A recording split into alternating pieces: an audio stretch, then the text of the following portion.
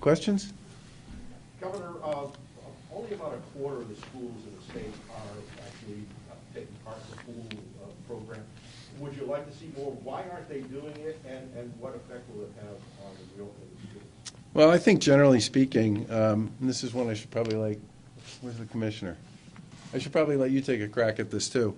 One of the things we've seen almost from the beginning on almost everything that we've done to deal with the pandemic is there have been first movers, fast followers, and then the rest. And we're seeing that with vaccinations. We've seen that with pool testing. We've seen it with like a whole bunch of different kinds of initiatives that have been brought to bear to deal with mitigation and to create safety for people throughout this pandemic. And part of the reason I wanted to come here today was to promote the fact that Newburyport has teed this up and teed it up pretty successfully, but also to note that there are hundreds of school districts and schools at this point and hundreds of thousands of kids and staff who are currently doing this, and we have the resources and the capability to do this for pretty much everybody. And I think sometimes what people really need to make the decision to go forward with something like this is the ability to come see how it's working at some peer institution. And I think it wouldn't be at all surprised if coming out of this you don't hear from some of the other folks on the North Shore who may decide they want to come find out what's going on here. But that, in some ways, from my point of view, is part of what this is about, which is to point out that there are a lot of schools and school districts doing this. There are hundreds of thousands of students, staff, and teachers who are participating in it.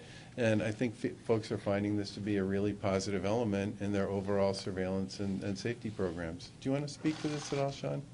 Or, excuse me, Jeff, do you want to speak at all to the broader question? Sorry about that. Good morning, everyone. Yes, I think what we've seen is there have been some early adopters, and a large chunk, where I think it's probably closer to a third of our schools, are entering into the program.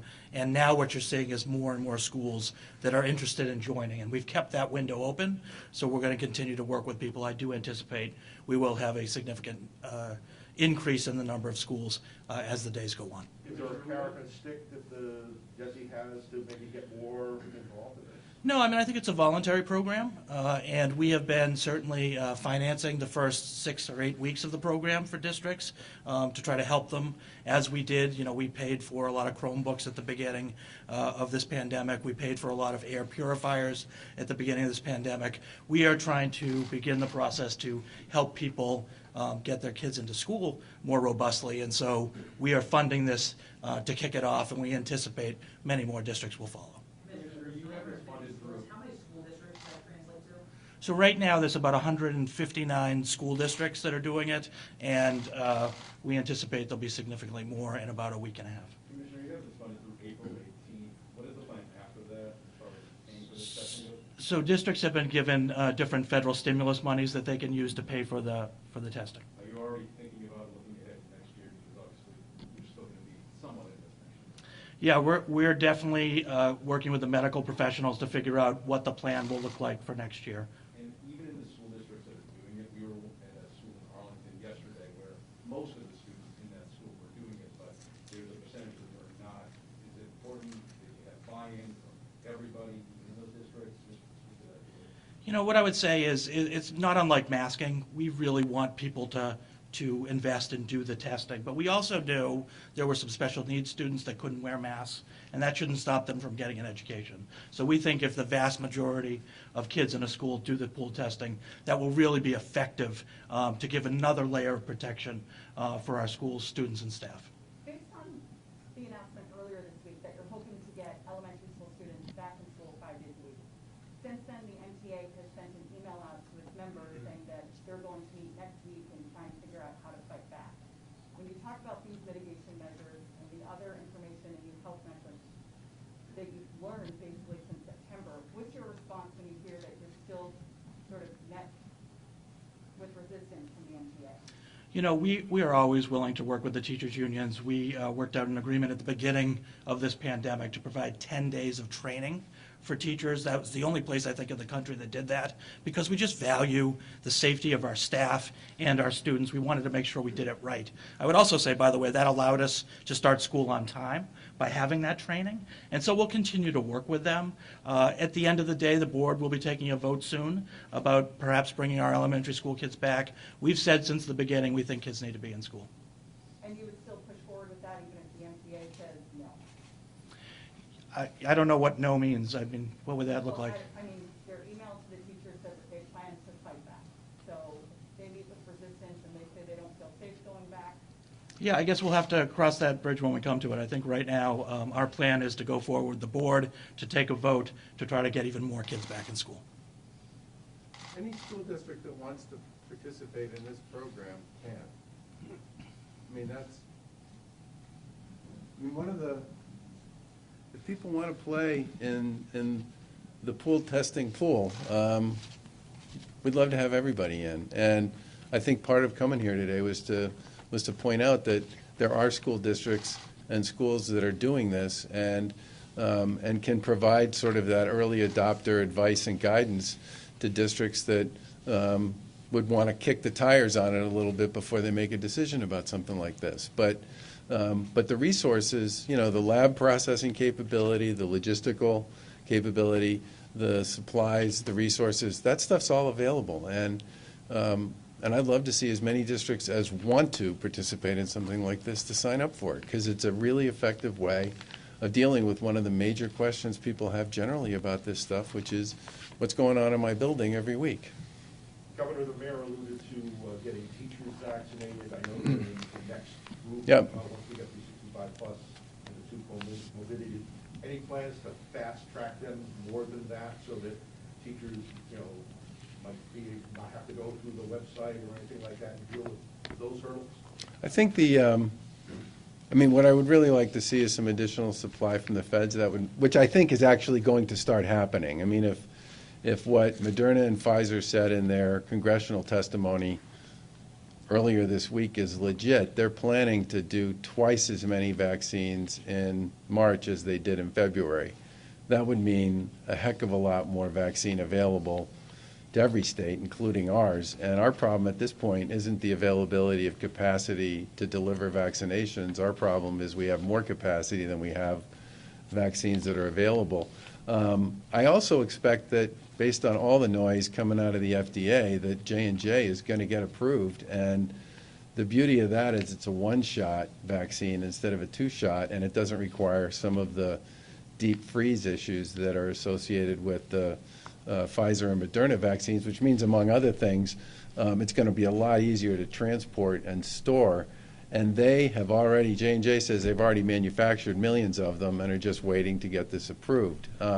If the feds dramatically increase supply, that means we can get through the population that's involved here on the 65 and 2 comorbidity issue a lot faster. We can also provide a lot more supply to the channel, all the channels, which will make it easier for people to access appointments, and that will speed up the process by which we get to the next group, which includes, among others, teachers. So I hope that happens. Would school nurses be the next channel for educators? Basically, the teachers come to work, go to the nurse's office and get their shot. Do you see that as a path for distributing to educators? Are we going to get the Upper Merrimack Valley thing going? What do you think?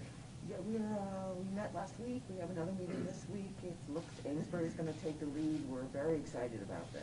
If these guys put the regional collaborative in place, we just give the doses to the regional collaborative. They can figure out what the best way is to distribute them in the district.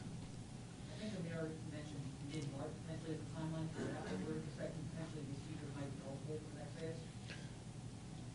Supply depending, yeah. last question, for the districts that didn't participate in this, did you hear any hesitation as to why they didn't want to participate, and what are you hoping that they'll see maybe differently after seeing how it works today?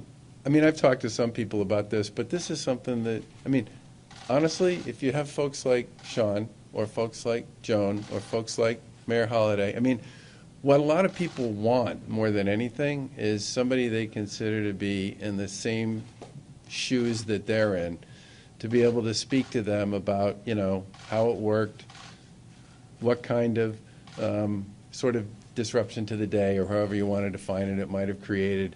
Did the processing associated with moving the stuff to the lab and getting it back happen in a reasonable period of time?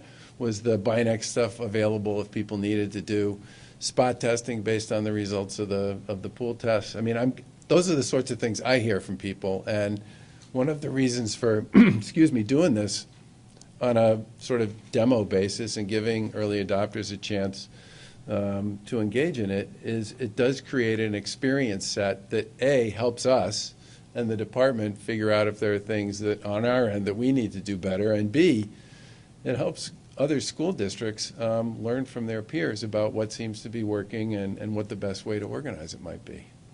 Governor, what's your biggest worry about schools considering your one full year into this disruption? What's your biggest worry? I'm not a pediatrician, but I talk to a lot of pediatricians, and they seem to have, there are sort of three categories of things that I hear from folks who spend a lot of time around kids, including teachers, by the way. Number one, big concerns about just the isolation and the time away from their friends, and and that is an anxiety-provoking issue for kids. It just is. Kids draw comfort, actually, from the time that they spend with each other, and that is certainly one of the biggest concerns. That's an issue for adults, but it's absolutely an issue for kids, driven by the pandemic. I think the second is the difficulty associated with sort of figuring out where they are in terms of their overall educational attainment. And one of the reasons I think the commissioner wants to run some sort of an MCAS program this spring without necessarily having the same stakes on it is just to get a sense about where kids are, so that if we are able to fund pretty robust summer programming, we'll be able to do that to help a lot of kids sort of catch up on where they've been. And the third group is, the third thing I hear a lot about are sort of special needs kids who, I've heard just brutal stories from parents and from folks in the medical community about not just the fact that a lot of special needs kids haven't moved forward during this period, but many of them have actually regressed. And there's going to be a lot of work that's going to need to be done once we get past this whole period to just help kids get back to where they were. I think the folks in the education community have done unbelievably comprehensive and significant workarounds to deal with a lot of the issues associated with the pandemic. School is a big socialization activity as well as an educational activity, and it's always been sort of a hands-on activity for teachers, for staff, and for kids, and that's been a big part of why it's successful. And moving everybody to a completely different way of trying to accomplish the same set of objectives in a model that is so different than the one that everybody has sort of built their capabilities around is incredibly challenging. And I think for a lot of kids, it's the lost time with their friends and what that just does to their sort of sense of who they are, where they are, and what they're up to. The second is just the difficulty associated with keeping track of how much they've learned and how much they haven't. We were talking earlier about the value and the importance of face-to-face. You know, I can tell if somebody's understanding me, even if they're wearing a mask, just by looking at their eyes and checking their body language. That's really hard to do in a virtual setting. And schools and teachers have done the best they possibly can to overcome that. And then the third issue is the difficulties associated with sort of a lot of the special needs kids who I think we're going to have a lot of work to do. I don't know if the superintendent or the commissioner want to speak to this.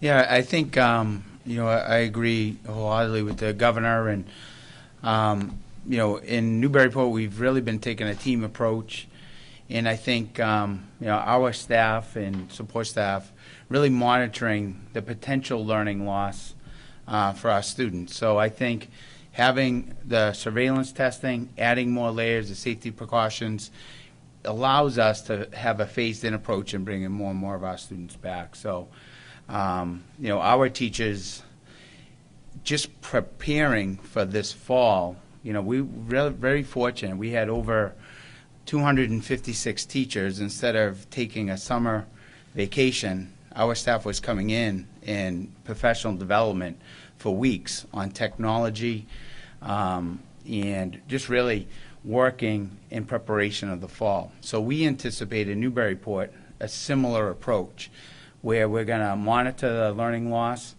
from the spring once we bring more and more of our students back, and then we're going to really base our summer programming for students regarding that data. So that's where we're at. I think this is, for Newburyport, the first step in the right direction of a phased-in approach of bringing more students back into the classroom, with the ultimate goal of having all of our students back before the end of the year, and really preparing for the summer and working towards the fall. We always say, working with our community and the staff, that there is light at the end of the tunnel here, but we can't run to that light. We have to be patient. We have to maintain our safety, and then all these little steps that we put in place just creates a safer environment for everybody. So. As for the pool testing, can you explain how students' classes are selected and kind of what we saw over here? Yeah, so we're having a phased-in approach with the pool testing. So we've been testing our system right now. So we've had teachers coming in along with students coming in this week to make sure our system and the tracking and working with CIC and our partners, everything is going well. Next week, we are going to increase the numbers with staff and students. And then March 7th, we're going to have a comprehensive testing program for all the grades and throughout all the schools. We're phasing this in just so we have success. And then what's really great for us and our medical advisory team and our nurses and teachers, it allows us to have real data on COVID prevalence within the school system on a daily basis. So you're not making assumptions, you actually will have specific data, which will then guide our decision-making on the numbers of students coming back. So we're excited for this program. And Kathy Riccio, our nursing team, our medical advisory team, we've been meeting weekly since March of last year, and that collaboration has been very effective for us. Thanks, everybody. One comment on that question? Good job. Sure.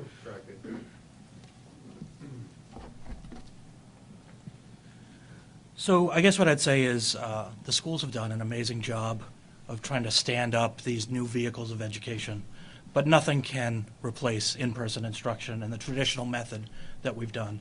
And as we go forward, this isn't just kind of a summer school thing that needs to be fixed. I think it's going to be a several-year process to get our kids back to where they need to be. And that is both academically, but before that, I think we have to work on the social emotional needs of our students, make sure they have everything from the food they need, to the counseling services, to the special education supports. As a former special education teacher and adjustment counselor, I can tell you we've got to make sure our kids are in the right place mentally, and then after that we can take care of the academics. And that's what we're going to do.